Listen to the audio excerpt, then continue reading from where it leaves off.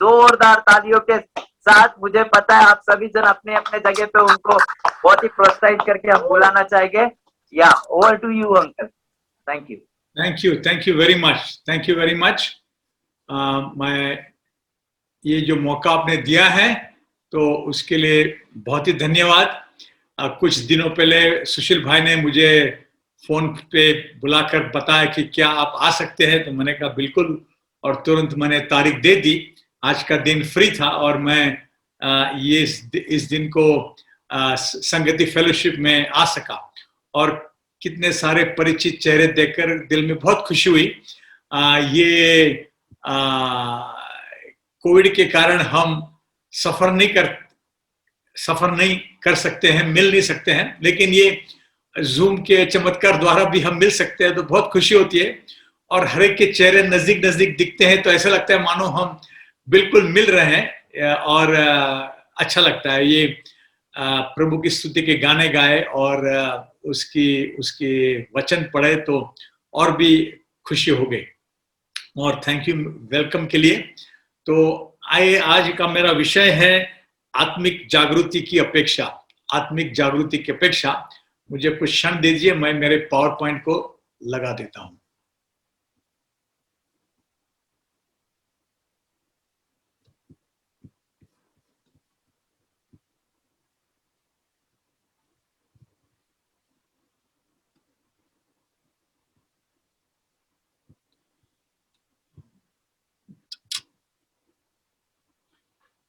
आत्मिक जागृति की अपेक्षा।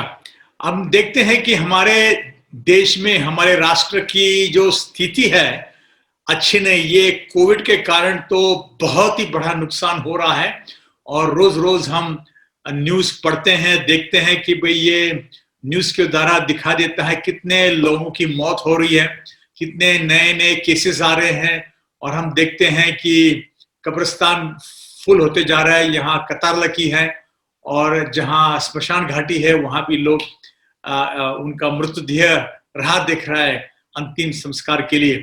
तो हमारे देश की परिस्थिति बहुत ही खतरनाक है और दरअसल दुख की बात है कि हर रोज मुझे मेरे व्हाट्सएप ग्रुप में कम से कम 1 या 2 व्यक्ति की मौत की खबर आती है। हमारे जो जाने पहचाने, हमारे जो दोस्त हैं, हमारे रिश्तेदार हैं, हमारे चर्च के मेंबर हैं, किसी न किसी की खबर आती है और बहुत दुख होता है। हमारे सामने उनका चित्र आता है और बहुत ही हमें परेशानी लगती है। इसके अलावा हम देखते हैं कि हमारी देश की जो पॉलिटिकल स्टेट है वो भी इतनी अच्छी नहीं है और कुछ जबरदस्ती की जा रही है और इसके कारण हमें बहुत दुख होता है। और हमारे यहाँ एबॉर्शन जारी है, उसके द्वारा करीबन 11 यानी कि 1 करोड़ से ऊपर बच्चों की मौत होती है हर साल। और कुल मिला के सारे पृथ्वी पर हर साल करीबन 4.5 करोड़ लोग बच्चे मारे जाते हैं। जहां की माँ की गोद बच्चे के लिए एक पवित्र स्थान होना चाहिए, माँ की गोद बच्चे के लिए एक स्वर्ग स्थान होना चाहिए, वहां तो उसको कब्रिस्तान बना दिया जाता है। ये बहुत दुख की बात है। और हम देखते हैं दलितों को मारा पीटा जाता है और जानवरों को बचाया जाता है, लेकिन स्त्रियों को और बच्चे को बलात्कार किया जाता है। ये बहुत ही खराब चीज हमारे देश में इस वक्त हो रही है। हम देखते हैं कि चर्चेस में लोग आके मारपीट करते हैं, हमारी जो जायदाद, जो चीजें, बिल्डिंग है, हमारे जो कीबोर्ड्स है वगैरह, एम्पलीफायर, उसका नुकसान करते हैं। हमारे जो नन्स वगैरह हैं और पादरी लोग हैं उनको भी मारा पीटा जाता है।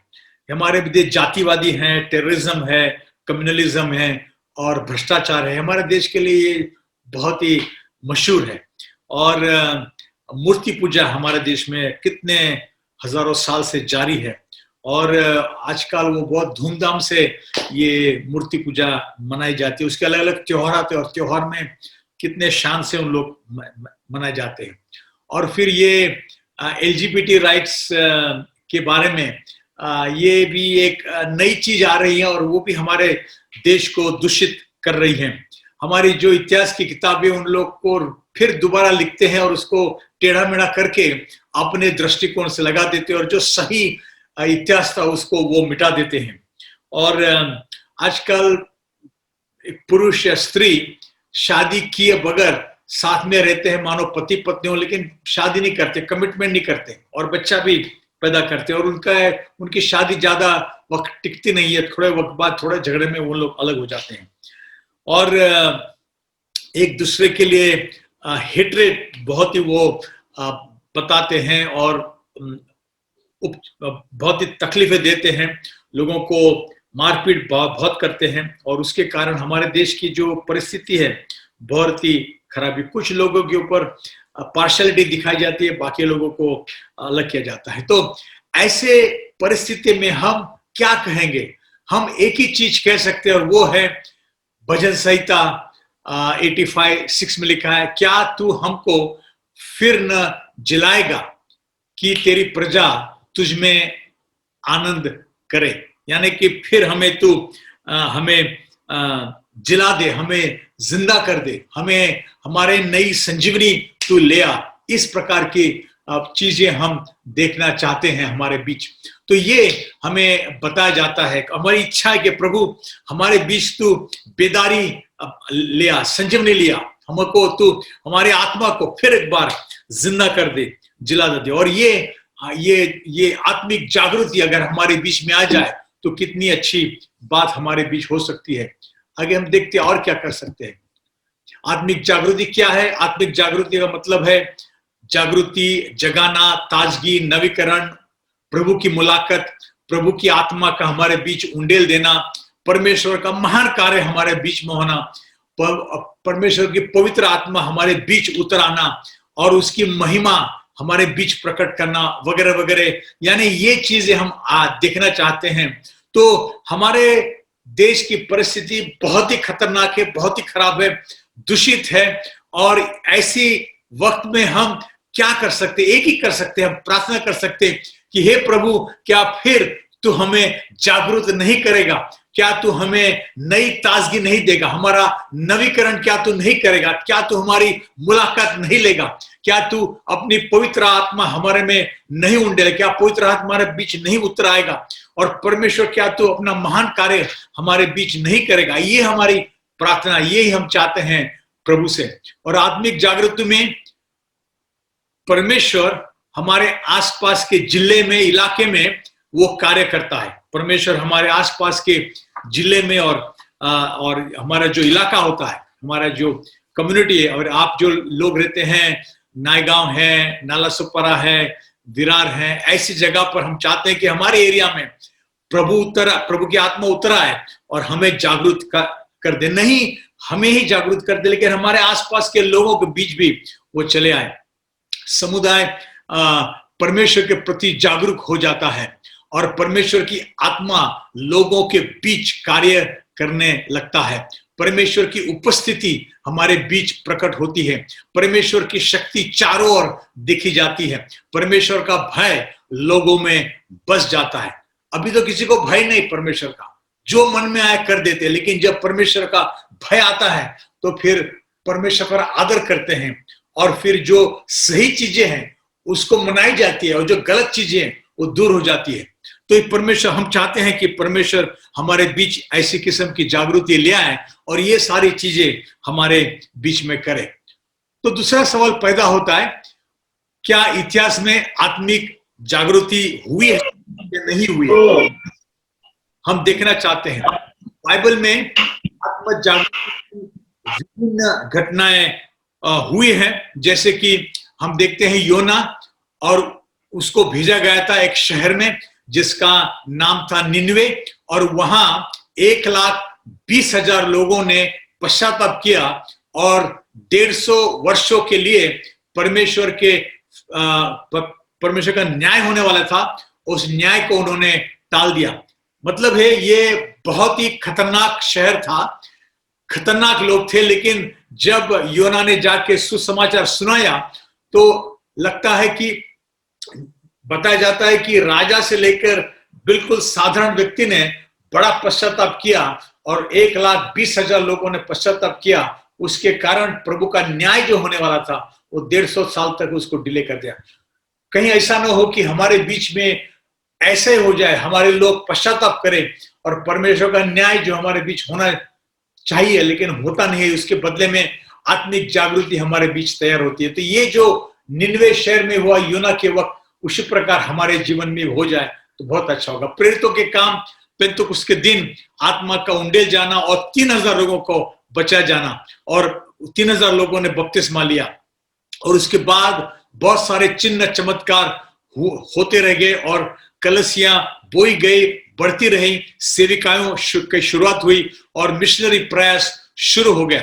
और अगले 30-40 साल के अंदर वहां के जितने सेवक थे वो कई अलग अलग देश में जाके उन्होंने प्रभु का सुसमाचार सुनाया। और हम जानते हैं कि थोमा हमारे देश में आके उसने सुसमाचार सुनाया ताकि यीशु की कहानी हमारे बीच में जाहिर हो। तो प्रभु की स्तुति हो। नेहमाया के वक्त में भी आत्मिक जागृति हुई और हिजकिय्याह के समय में भी आत्मिक जागृति हुई। ऐसे कई सारे बाइबल में हम देखते हैं कि ऐसे चिन्ह हुए हैं जहां आत्मिक जागृति हुए, पूरा शहर प्रभु के पास आया और 3,000 लोग आए, नई कलीसिया स्थापित हो, वगैरह वगैरह। उसके सिवा हम देखते हैं कि चर्च के इतिहास में, यानी गए 2000 साल के बाइबल के इतिहास लगे और 2000 साल का जो इतिहास है कलीसिया के द्वारा, उसके इतिहास में भी आत्मिक जागृति की कहानी बताई जाती। 1700 की शुरुआत में, ईस्वी सन 1700 के साल की शुरुआत में एक बड़ी जागरूकता यूएसए में हुई, और वो यूएसए में एक प्रांत में हुई और फिर फैल गई और फिर अलग अलग देशों में ये सुसमाचार सुनाया गया और एक आत्मिक जागृति तैयार हो गई। हम देखते हैं एक यूरोप में एक जगह है जिसका नाम है मोरेविया, और वहां एक आत्मिक जागृति हुई। वहां एक ज़िनज़ेनडॉर्फ नाम का आदमी था, उसके पास कुछ बहुत बड़ी जमीन थी। उस जमीन के अंदर उसने कई घर बांधे और जो लोगों के ऊपर अत्याचार हो रहा था, क्रिस्ती लोगों भाई के भी, उन्होंने उनको बुलाया, वहां रहे। उसने फिर भाईचारा का संदेश दिया, उनके बीच एक एकता आ गई और एक दिन पवित्र आत्मा उनके बीच उंडे लगाया और फिर एक उन्होंने प्रार्थना शुरू की और वो प्रार्थना 24 घंटे जारी रही, 7 दिन जारी रही और लोगों को इतना उत्साह हुआ कि वो प्रार्थना करते रहे और 100 साल तक वो प्रार्थना करते रहे। और उस प्रार्थना करने के वक्त ऐसे लोगों के बीच जागृति हुई कि लोग तैयार हो गए कि क्यों ना हम दूसरे देश में जाए और सुसमाचार फैलाएं। ये 1700 की बात है। तो वो अलग अलग जगह पे गए और कुछ 25 साल के अंदर 225 मिशनरी वहां से अलग अलग जगह पे गए। उसका प्रभाव अलग व्यक्ति जैसे कि जॉन वेस्ली के द्वारा हुआ। उसने इंग्लैंड में एक बहुत बड़ी जागृति फैलाई। उसके द्वारा वहां के 3% लोग पूरे सारे यीशु मसीह के पीछे चलने लगे।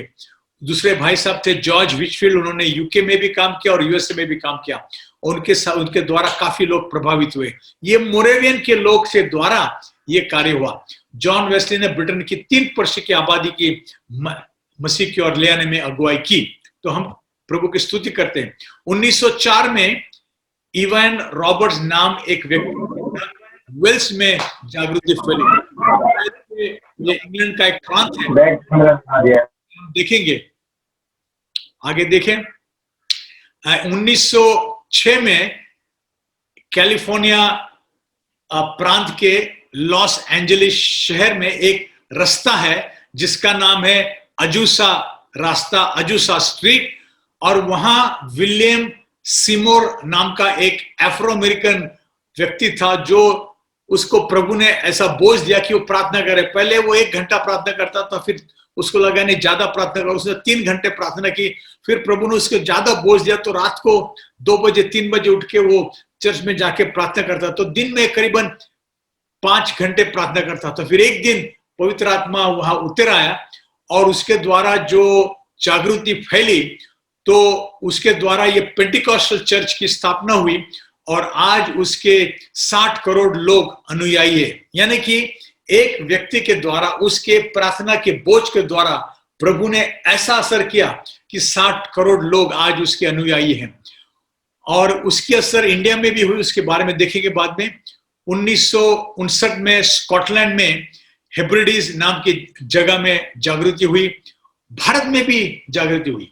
हम देखते हैं मुक्ति मिशन जो है, वहां एक गांव है केड़गांव, जहां की जो कि पूना से कुछ 60 किलोमीटर दूर है, वहां जिसे ये अजूसा स्ट्रीट में काम हुआ 1906 में, यहां भी 1906 में बहुत बड़ा कार्य हुआ। वहां भी पवित्र आत्मा उतर आई। और कैसे उतर आई? ये लड़कियों की हॉस्टल थी, और जैसे पेंतिकोस्त के दिन अग्नि उतर आई, ऐसी अग्नि उतर आई, और ये लड़कियों के सर पे जाके खड़ी होगी और जलने लगी। तो दूसरी लड़कियां घबरा गई, उन्होंने दौड़ के बाथरूम में जाके बाल्टी में पानी लेके इन लड़कियों पे डाला। लग रहा है ये आग लग रही है, लेकिन कितना भी पानी डालो वो आग तो जाली रही। और फिर बच्चों ने बहुत बड़ा पश्चाताप किया, और उन्होंने स्कूल काफी दिनों तक बंद कर दी, क्योंकि बहुत ही बड़ी जागृति हुई। और उस जमाने में जब इस सिनेमा अभी तक जारी था, मानो एक दीवार पे एक सिनेमा जैसा लग रहा था, और प्रभु यीशु मसीह की पूरी कहानी वो दीवार पे दिखाई जा रही थी। लोग आसपास के पड़ोसी लोग, अलग गांव के लोग दौड़ आए देखने के लिए ये चमत्कार। और ये हो गई अपनी मुक्ति मिशन केड़गांव का चमत्कार। मणिपुर जो अपना है, उनकी पहाड़ियों में 2 बार ये आत्मिक जागृति हुई, 1930 के साल में और 1965 साल में। और ऐसी जागृति हुई कि सब के सब लोग प्रभु के अनुयायी बने।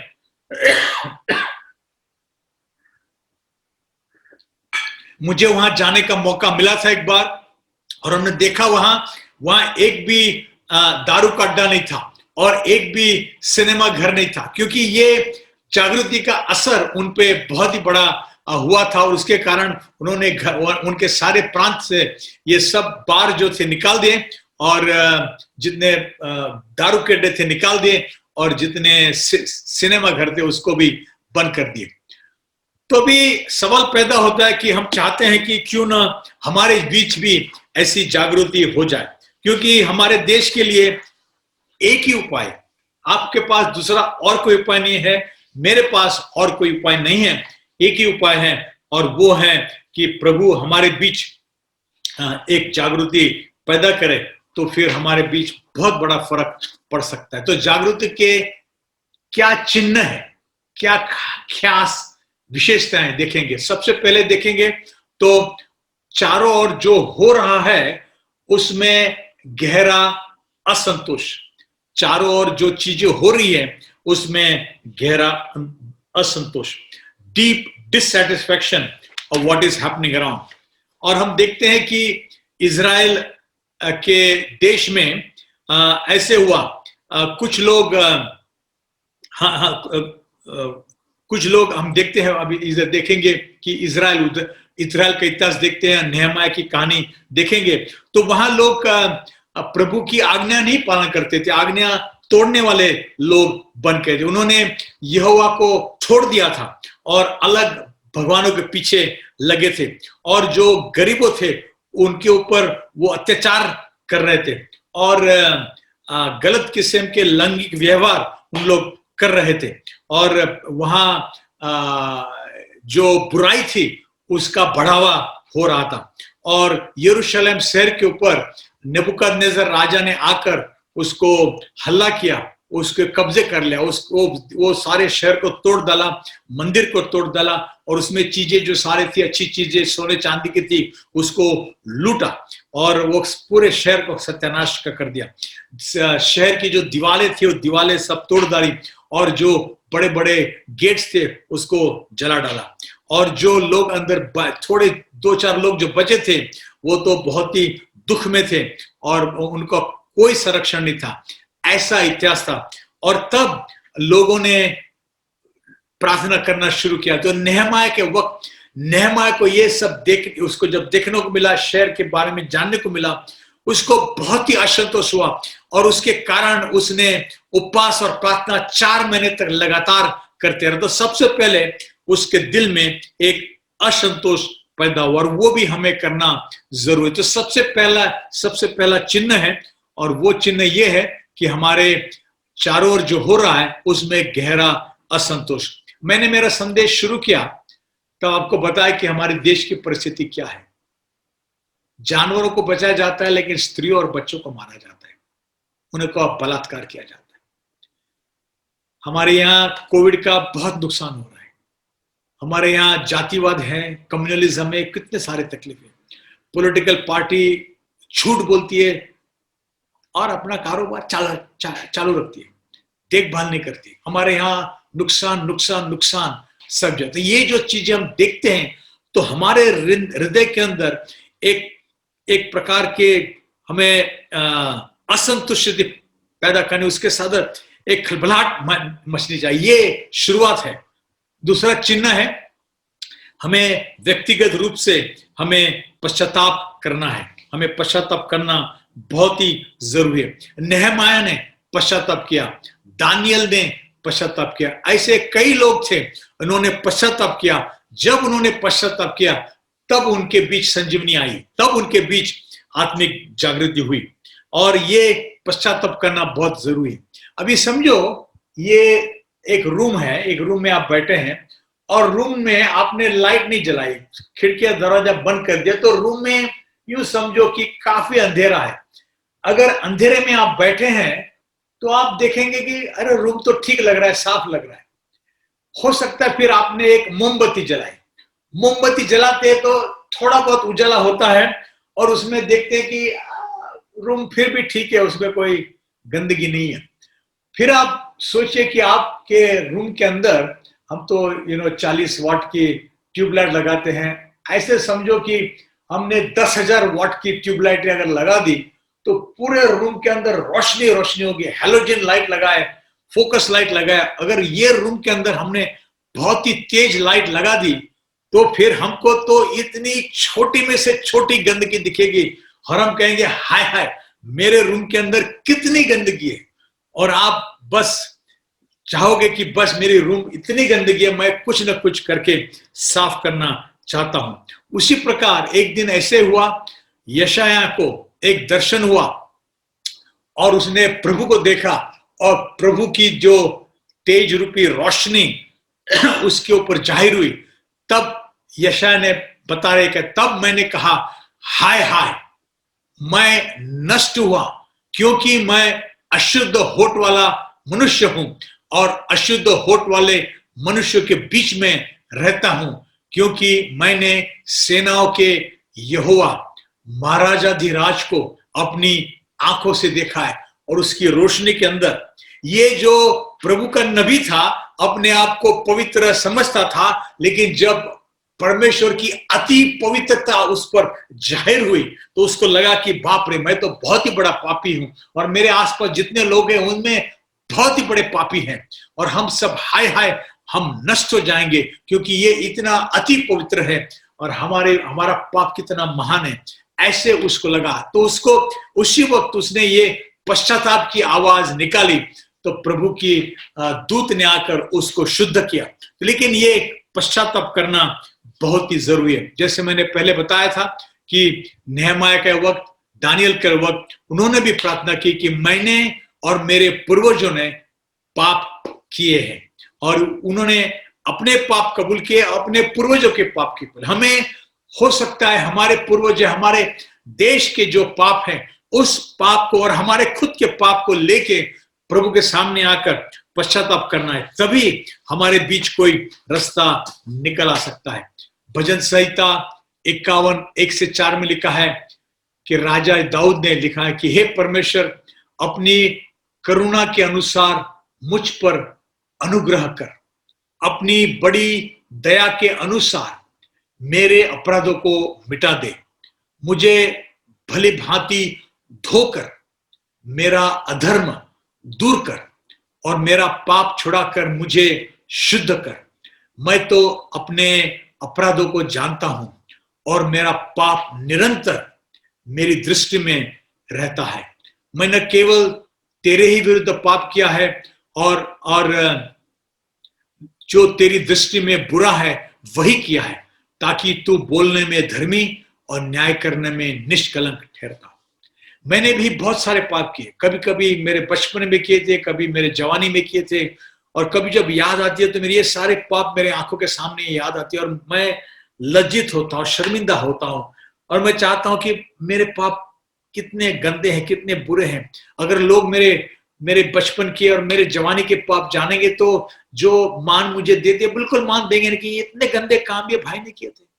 तो ये दाऊद राजा कहता है कि प्रभु मेरे पाप बार बार मेरे सामने आते हैं और मैं पापी हूं और मैंने अपराध किए हैं। भली बात प्रभु मुझे तू धोकर साफ कर और शुद्ध कर और मेरे अधर्मों से दूर कर, मेरे पाप को छुड़ा कर मुझे शुद्ध कर। और मैं अपने अपराधों को जानता हूं, मेरे पाप निरंतर मेरे दृष्टि में रहते हैं और मैंने तेरे विरुद्ध ही पाप किए। मैंने हो सकता है किसी के यहाँ चोरी की हो, लेकिन दरअसल मैंने तेरा नियम तोड़ा है, तेरे विरुद्ध ही मैंने पाप किया है। तो ये पश्चाताप करना बहुत ही जरूरी है। एक और बार देखते हैं, दाऊद राजा लिखता है भजन संहिता 139, 23 और 24, हे परमेश्वर मुझे जांच कर जान ले, मुझे परख कर मेरी चिंताओं को जान ले और देख कि मुझ में कोई बुरी चाल है कि नहीं, और अनंत के मार्ग में मेरी अगुवाई कर। दूसरे भाषांतर बाइबल में लिखा है, हे यहोवा मुझ पर दृष्टि कर और मेरा मन जान ले, मुझको परख ले और मेरा इरादा जान ले। मुझ पर दृष्टि कर और देख कि मेरे विचार बुरे नहीं हैं, तू मुझको उस पथ पर ले चल जो सदा बना रहता है। यानी प्रभु कहते हैं कि प्रभु मेरे दिल को खोज, अंदर कोई मैलापन, गंदगी, बुराई हो प्रभु तू देख, अपनी लाइट लगा दे, देख ले, कुछ भी गंदगी हो प्रभु वो साफ कर दे और मुझे तू सही मार्ग में ले जा। तो यही प्रार्थना हमें करना है, ये पश्चाताप हमें करना है। तो सवाल पैदा ये होता है क्या हमारे में कोई बुराई है, पाप है, गंदगी है? को लगता होगा कि भाई मैंने कोई चोरी तो नहीं की, मैंने कोई डाका नहीं डाला है, मैंने किसी का खून नहीं किया है, मैंने व्यभिचार नहीं किया है, मैं तो ठीक हूं। क्या हम सचमुच ठीक हैं कि नहीं ठीक है? हमारे अंदर कुछ घृणास्पद चीजें हैं। हो सकता है हम प्रभु के लिए जोशीले नहीं लेकिन गुनगुने हैं, ल्यूकवार्म है। और जब गुनगुनापन आता है तो परमेश्वर का वचन कहता है मैं तुझे थूकने पर हूं, क्योंकि प्रभु को गुनगुनापन पसंद नहीं। हमारा जो विश्वास है बहुत जोशीला, तेज नहीं है, लेकिन थोड़ा ठंडा हो गया, गुनगुना हो गया। आगे देखिए, हमारी जो प्राथमिकता है वो गलत है। प्रभु के पीछे दौड़ने के बजाय हम नौकरी के पीछे दौड़ते हैं, पैसों के पीछे दौड़ते हैं, हमारी प्राथमिकताएं अलग हुई, हम घर के पीछे दौड़ते हैं। भूख और प्यास की कमी, परमेश्वर की जो नीतिमत्व है उसकी भूख और प्यास में हमारे पास कमी है, और दूसरी चीजों के लिए हम ज्यादा भूखे और प्यासे हैं। हमारे में शिष्टाचार नहीं है और हम देखते हैं हम काफी चीजों में कम है। हमारे में उदासीनता है, खासतौर आजकल जो कोविड की चीजें देखते हैं सुनते हैं उसके कारण और भी उदास हो चुके हैं। हमारे दूसरे कामों में हम व्यस्त हैं, इतने व्यस्त है कि हमको बाइबल पढ़ने का वक्त नहीं मिलता है, प्रार्थना करने का वक्त नहीं मिलता है, और हम प्रभु की चीजों में इतने इंटरेस्ट नहीं लेते। हमारा मन विभाजित है, एक मन चाहता है प्रभु के पीछे लगता है, लेकिन हमारा मन टीवी के पीछे लगता है, हमारा मन दूसरी चीजों के पीछे लगता है। तो हमारा मन विभाजित है, हम सुस्त बन चुके हैं, हमें वो जोश गायब हो गया है कुछ लोगों के। हम अज्ञान है, हमारे अंदर जो प्रभु के वचन के बारे में ज्ञान होना चाहिए था वो नहीं है। हमारे पाप की चीजें और संसार की चीजें हमारे मन में भर गई है, गर्व और अहंकार और गलत समय है। हाँ, हमने शायद खून नहीं किया है, डाका नहीं डाला है, लेकिन गर्व हमारे पास तो हमेशा रहता है। हमारे जाति का गर्व, हमारे काम का गर्व, हमारे परिवार का गर्व, हमारे पूर्वजों का गर्व, हमारे शिक्षा का गर्व वगैरह वगैरह, हमारे सब चीजों में हमारे गर्व होता है। ये गलत चीज है, गर्व पर प्रभु को बिल्कुल पसंद नहीं है, और हमारे पीछे में अहंकार होता है और गलत से सहमी होती है। हमें अपना पहला प्यार जो प्रभु की ओर था वो खो चुका है, और अब दूसरे प्यार के पीछे लगे हैं। परमेश्वर की बातों में कोई रुचि नहीं है, बाइबल पढ़ने में, बाइबल अध्ययन में, प्रार्थना, ध्यान जैसी रोजमर्रा के कार्यों में उपेक्षा और कलीसिया का जीवन सुविधा पर आधारित नहीं है। हम दूसरे मार्गों में जा रहे हैं। ये दिखाता है कि हम लगता है कि हमने डाका नहीं डाला है और चोरी नहीं किए और खून नहीं किया है, इसलिए हमें अपने आप को पवित्र समझते हैं। लेकिन ये सब सारी चीजें देखते हैं तो हमें कितना पश्चाताप करना जरूरी है। जैसे हमने बताया था, छोटा सा मोमबत्ती जलाते हैं तो हमको गंदगी नहीं दिखती, लेकिन प्रभु का 10,000 वाट्स की लाइट लगा दे तो हमारे बीच में जितनी गंदगी है वो बिल्कुल बाहर चली आती है। तो हमें इसके बारे में कुछ करना होगा, जरूरी करना होगा। तो 2 चिन्ह हमने देखे। तीसरा चिन्ह है प्रार्थना में परमेश्वर को पुकारना। बाइबल के इतिहास में और गए 2000 के साल के कलीसिया के इतिहास में ये चिन्ह हमने देखते हैं कि सबसे पहले आसपास जो चीजें हैं उसमें असंतुष्टि थी और हमारे पापों के प्रायश्चित, और तीसरे हैं प्रार्थना में परमेश्वर को पुकारना। हम देखते हैं दूसरे इतिहास 4:14 में के आधार पर लिखा है, तब यदि मेरी प्रजा के लोग, यानी कि तुम और हम, मेरी प्रजा के लोग जो मेरे कहते, प्रभु कह रहा है, मेरी प्रजा के लोग जो मेरे कहलाते हैं, प्रभु के कहलाते हैं, दीन होकर, नम्र होकर प्रार्थना करें और मेरे दर्शन के खोजी होकर अपनी बुरी चाल से फिरे, तो मैं स्वर्ग में से सुनकर उनका पाप क्षमा करूंगा और उनके देश को ज्यों का त्यों कर दूंगा। यानी हमारे देश के अंदर जो बुराई हो रही है उसकी एक ही इलाज है, और वो है प्रभु हमारे बीच आए, हमारे देश का जो बुराई है उसको यूं का त्यों कर दे। लेकिन हमारी प्रार्थना सुने, और प्रार्थना के लिए हमें जोर के, मन भर के प्रार्थना करना है, तब प्रभु हमारे बीच आएगा। दिन होकर प्रार्थना करना है, नम्र होकर प्रार्थना करना है, तो प्रभु हमारे बीच जरूर कर सकता है। यह खुद दिन बनने का एक प्रक्रिया है, और वो दिन बनने का यशाया 57 में लिखा है 15 में, क्योंकि जो महान और उत्तम और सदैव स्थिर रहता, जिसका नाम पवित्र है, वो यों कहता है, परमेश्वर कहता है, मैं ऊंचे पर और पवित्र स्थान में निवास करता हूं, लेकिन साथ साथ उसके संग भी रहता हूं जो खेदित और नम्र है, कि नम्र लोगों के हृदय और खेदित लोगों के मन को हर्षित करूं। प्रभु ऊंचे स्थान पर रहता है, स्वर्ग स्थान में रहता है, पवित्र स्थान में रहता है, वहां निवास करता है, ये तो सही है। लेकिन वो कहता है वहां भी मुझे निवास करने की इच्छा होती है, उनके साथ भी मैं संग रहता हूं जो खेदित और नम्र है।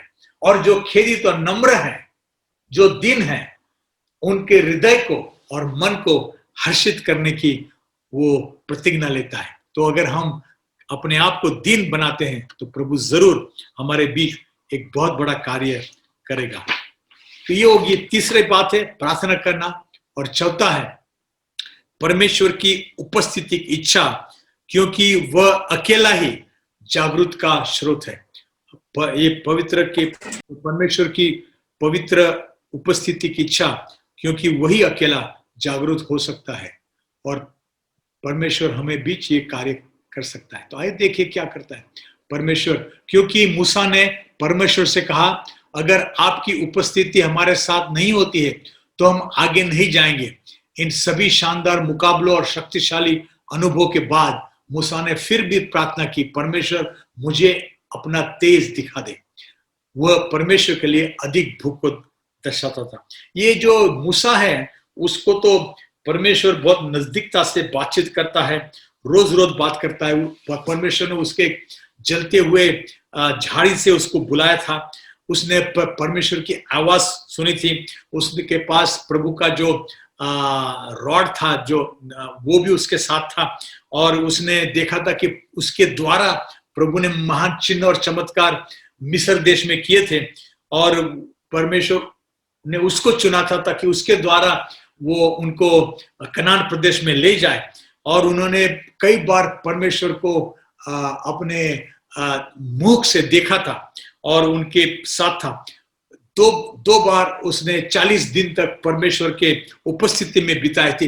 फिर भी उसके दिल के अंदर उसको परमेश्वर ज्यादा और ज्यादा वो उसको चाहता था। परमेश्वर की उपस्थिति की इच्छा उसमें इतनी थी कि मूसा ने परमेश्वर का, अगर आपकी उपस्थिति हमारे साथ नहीं होते हम आगे नहीं जाएंगे, तेरी उपस्थिति हमें जरूर, दूत को मत भेज, दूसरे और किसी को भेज, तेरी उपस्थिति हमको जरूरी। और परमेश्वर बहुत खुश हुआ और उसने उसके लिए उसने उसके पास उसके साथ रहे और उनको कनान प्रदेश तक लेके गए। आगे हम देखते हैं कि हमारे जो भजन संहिता में दाऊद ने कहा था, ऐसे कहा था और कहा था कि मैं, दाऊद राजा ने कहा कि एक वर मैंने यहोवा से मांगा है, उसी से यत्न में लगा रहूंगा कि मैं जीवन भर यहोवा के भवन में रहने पाऊंगा, जिससे यहोवा की मनहरता पर दृष्टि लगाए रहूं और उसके मंदिर में ध्यान किया करूं। और तूने कहा कि मेरा दर्शन की खोजी हो, इसलिए मेरा मन तुझसे कहता है, हे यहोवा, तेरे दर्शन का मैं खोजी रहूंगा। हम देखते हैं दाऊद ने ये ऐसे लिखा था, हम देखेंगे पौलुस ने भी ऐसे किया था। और हम देखते हैं ये जागरूक मसीह केंद्रित होते हैं और वो क्रूस पर मसीह के कार्य पर आधारित है। यीशु के मृत्यु, यीशु के दफन और यीशु के पुनरुत्थान के द्वारा ही हमारे बीच ये जागृति तैयार होगी। तो ये कार्य सिर्फ यीशु के द्वारा ही होगा और वो हमें करना है। और फिर देखा, अगर ये हम जागृति के लिए प्रार्थना करेंगे, आसपास की जो चीजें और उसके लिए असंतुष्टता महसूस करेंगे, अपनी अपवित्रता के बारे में हम जानेंगे और हम देखते हैं कि परमेश्वर की उपस्थिति की हम अपेक्षा करेंगे, तो फिर हमारे बीच अगर जागृति आएगी तो क्या परिणाम होगा, ध्यान से सुनिए। सबसे पहले पवित्र आत्मा का उंडेल जाना हमारे होगा, पाप का गहरा एहसास आसपास के लोगों के ना। शुरुआत में हमने और तुमने पाप का एहसास किया, हमने पश्चाताप किया, लेकिन अब पवित्र आत्मा उंडेल आता है और आसपास के लोग पश्चाताप करते और लोग नया जन्म पाते। परमेश्वर के साथ मुलाकात होने पर लोग परिवर्तित हो जाते हैं, खोए हुए लौट आते हैं। हम चाहते हैं कि पवित्र आत्मा आ जाए और जितने खोए हुए हैं, हमारे बीच कुछ लोग थे जो हमारे बीच में पहले वर्शिप करते थे लेकिन आज दूर चले गए, लेकिन जब पवित्र आत्मा उंडेल आते हैं तो ये खोए हुए लोग फिर लौट आते हैं।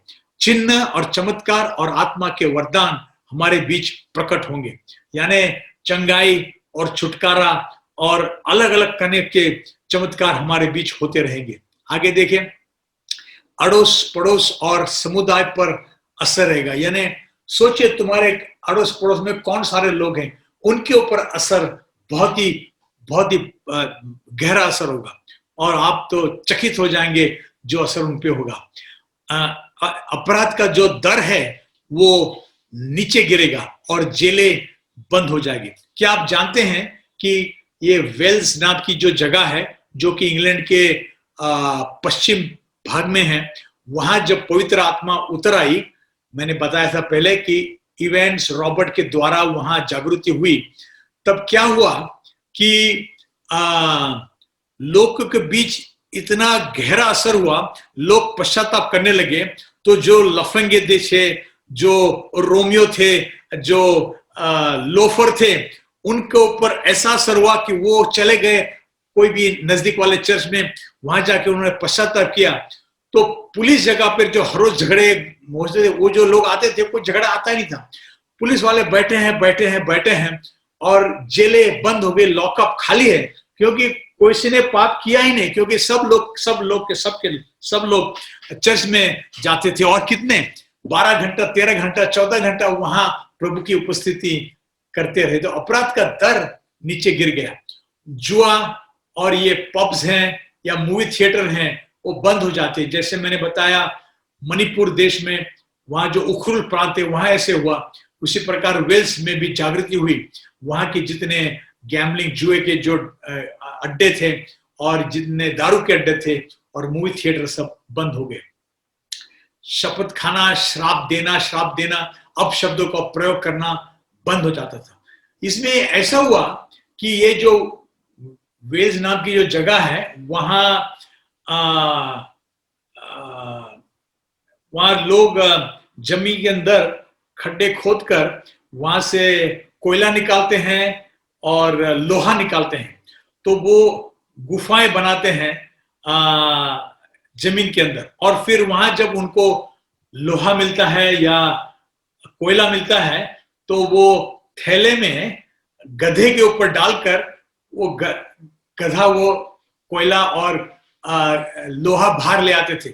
लेकिन ये जो कारीगर लोग थे वो इतने गंदे शब्द अपशब्दों का उपयोग करते थे, गालियां देते थे और वो गधे को मारते थे और गालियां देकर वो गधे को चलाते थे। लेकिन अब ऐसे हुआ कि ये लोगों का, कारीगरों का परिवर्तन हुआ तो उनकी जो जबान थी साफ हो गई। उनके मुंह से कोई अपशब्द नहीं निकलता था, कोई श्राप नहीं निकलता था, कोई गंदे गालियां नहीं निकलती थी। अभी जब वो गधे को बोलते थे भाई चल, तो पहले तो गाली देके बोलते थे, अभी गधे को क्या बोलेंगे? तो गधे को बोलते थे अरे बेटा कृपया चल। और गधे को ये भाषा तो आती नहीं थी, उसको तो वही भाषा मालूम थी, पुरानी भाषा। तो उनको एक गधे को नई ट्रेनिंग देनी पड़ी कि अच्छे शब्द से उसको समझाया जाए कि भाई अभी चलने का वक्त है, चल। ये शपथ और श्राप और अपशब्द खत्म हो गए, ऐसा वक्त आया। और कलीसिया में भरपूर लोग आए और वो पूरे चर्च जैम्ड होने लगे। एक कहानी बताई जाती है कि एक स्त्री को, पत्नी को, पति ने कहा कि मैं बाहर जा रहा हूं और जब घर लौटूंगा खाना पीना सब तैयार रखना। वो चला गया, लेकिन पत्नी को इच्छा थी कि मैं चर्च में जाऊं, वहां जागृति हुई। तो वो तो उसने खाना नहीं बनाया, वो तो चली गई चर्च में जाके बैठ गई और इतनी बड़ी जागृति हुई तो आगे ही बैठी उधर ही गया। पत्नी तो आया बाद में, खाना नहीं बनाया, पत्नी तो सब कुछ चर्च में जाके उसको कहा मैं जाके सबके सामने मेरे पत्नी को पीटूंगा और चर्च वो एकदम गुस्से से चर्च की ओर चला आया। जैसे चर्च के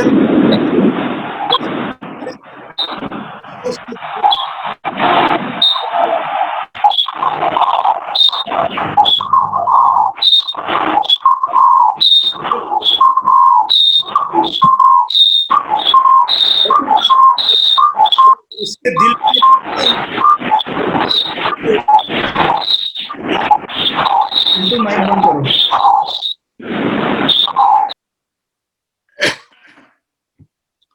पुलिस बल और न्यायाधीश के पास शायद ही कोई काम बचा था।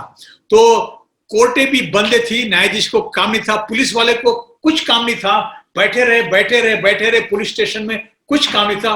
बाहर चले आए और बाहर चले आए, बोले क्या काम है? तो उन्हें लगा कि समुदाय चर्च की ओर जा रहा है, उन्होंने बोला हम ट्रैफिक कंट्रोल करेंगे। लेकिन समुदाय इतना शांत था, उनको कोई ट्रैफिक कंट्रोल की जरूरत नहीं, सबके सब लोग शांति से चर्च में जा रहे थे। आखिर वो भी हैरान हो गए कि हमारे पास कोई काम नहीं, वो भी चर्च के अंदर चले गए, बैठे पीछे।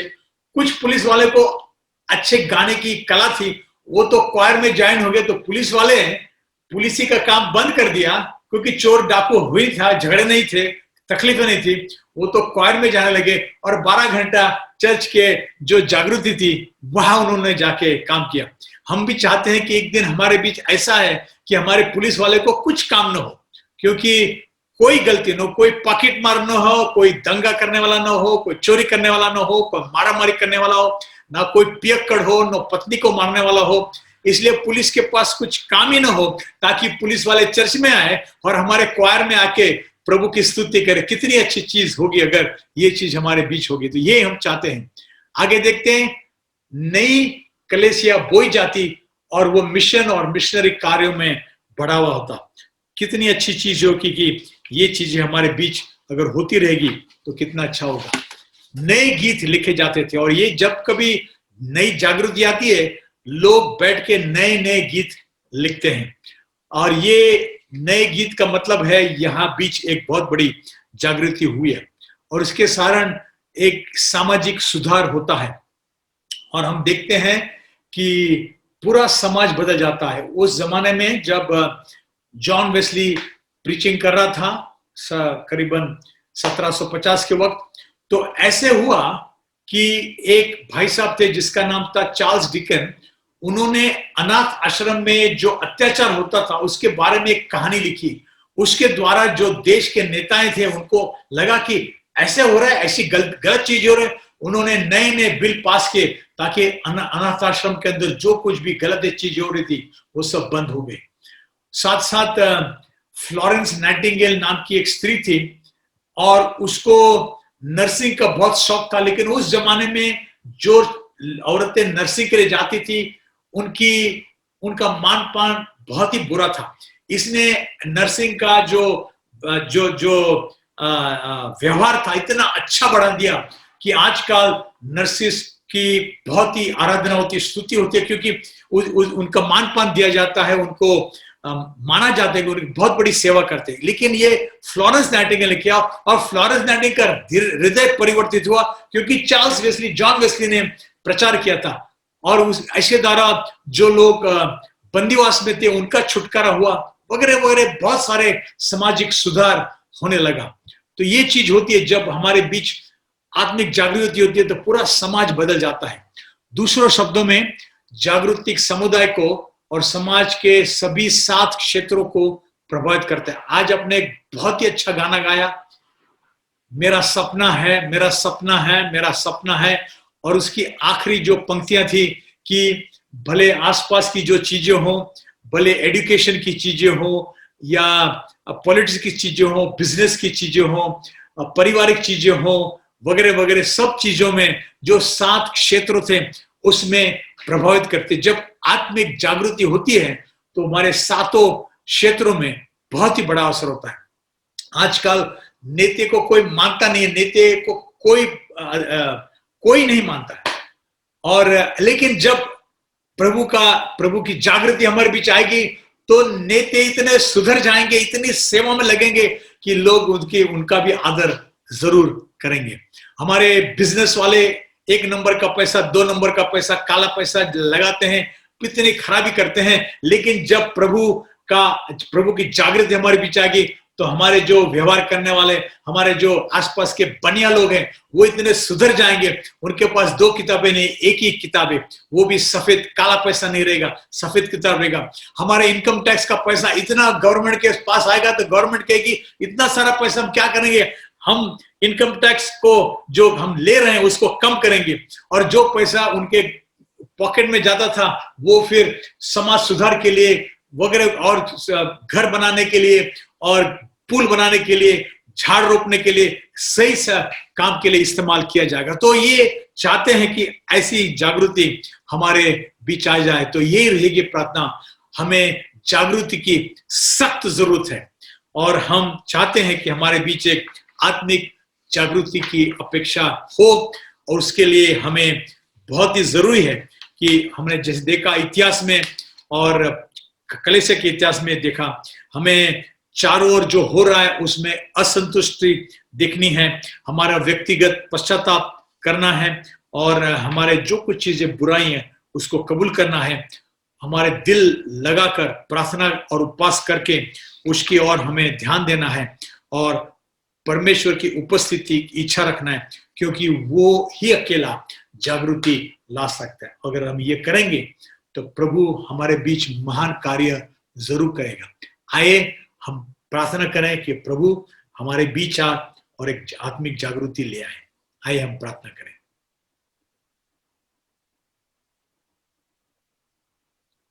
प्यारे परमेश्वर, हम मांगते हैं कि इस वक्त हमारे हृदय के अंदर तू तेरे पवित्र आत्मा के द्वारा हमें ऐसा बोझ दे, तू ऐसा बोझ दे कि हम बेचैन हो जाए।